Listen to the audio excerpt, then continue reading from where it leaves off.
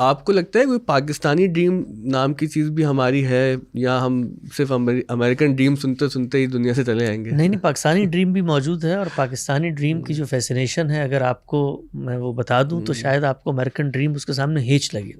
ہمارے ایک دوست ہیں, بڑے مشہور مذہبی اسکالر ہیں, ان کا دنیا بھر میں رابطہ رہتا ہے, تو وہ انٹرنیٹ کی کچھ بڑی کمپنیوں کے CEO کے ساتھ بیٹھے گزشتہ دنوں, تو انہوں نے کچھ دلچسپ حقائق ان کو بتائے اسلامی ورلڈ کے, بالخصوص بر صغیر کے خطے کے. تو انہوں نے ان سے پوچھا کہ یہ بتائیے کہ جو ہمارے پاکستان ہندوستان کے نوجوان ہیں, مسلمان ہیں, سب سے زیادہ کیا چیز سرچ کرتے ہیں؟ تو انہوں نے کہا کہ جو سب سے زیادہ آپ کے اس پورے خطے میں گوگل پہ اور باقی جگہوں پہ چیزیں ڈھونڈنے کا ہے نا, وہ علامات قیامت, نزول مسیح اور مہدی کی آمد ہے. تو اتنا بڑا خواب تو دنیا میں کہیں نہیں ہے جتنا بڑا خواب ہمارے یہاں موجود ہے.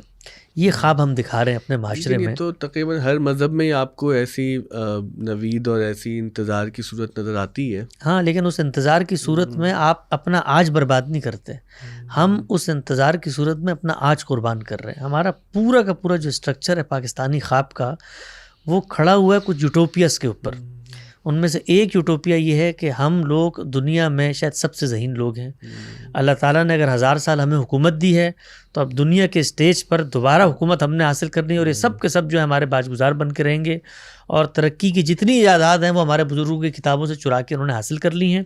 تو پاکستان میں جو خواب دکھایا جاتا ہے وہ خواب دنیا, حقیقت, فطرت کے مسلمات, مسلمہ تاریخی حقائق, ان سب کے برخلاف ہے. ہم لوگ ایک مفتوح قوم ہیں, مغلوب قوم ہیں, اور جن کو عالمی قوتوں اور فاتحین نے زندہ رہنے کی ضمانت دی ہے.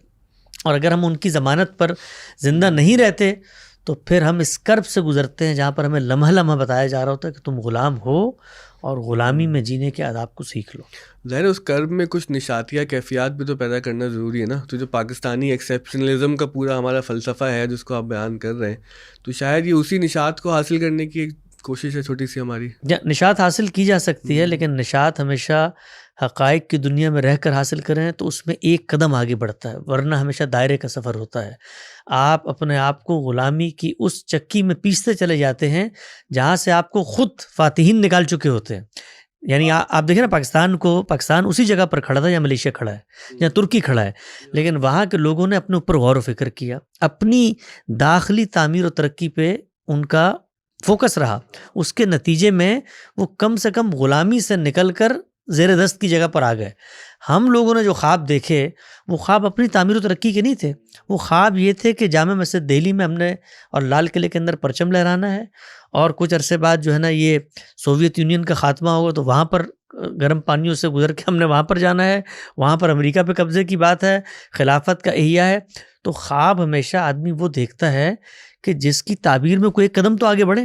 تو ہمیں تو جو خواب دکھائے گئے وہ خواب بھی خواب ہی ہیں, ان میں ہم آگے نہیں بڑھ سکے. شاعر نے کہا تھا کہ مسئلے زیست کے ایسے بھی تھے جو حل نہ ہوئے, نیند پوری نہ ہوئی, خواب مکمل نہ ہوئے. واہ.